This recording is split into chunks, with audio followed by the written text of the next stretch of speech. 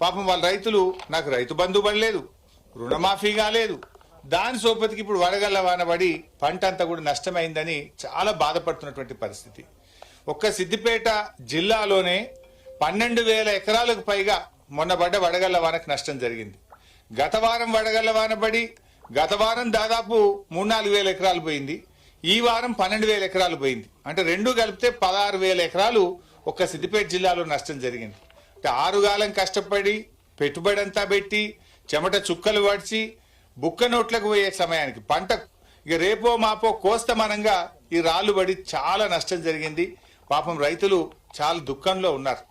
అందువల్ల ఈ ప్రభుత్వం ఇప్పటికైనా రేవంత్ రెడ్డి నువ్వు దేవుళ్ళ మీద ఒట్టు పెట్టినావు, ప్రతి ఊరు దేవుడి మీద ఒట్టు పెట్టినావు. మా మెదక్ జిల్లాలో పాపన్నపేట అమ్మవారి మీద ఒట్టు పెట్టినావు, మెదక్ చర్చి మీద ఒట్టు పెట్టినావు, వేములవాడ రాజన్న మీద ఒట్టు పెట్టినావు, యాదాద్రి లక్ష్మీనరసింహ స్వామి మీద ఒట్టు పెట్టినావు.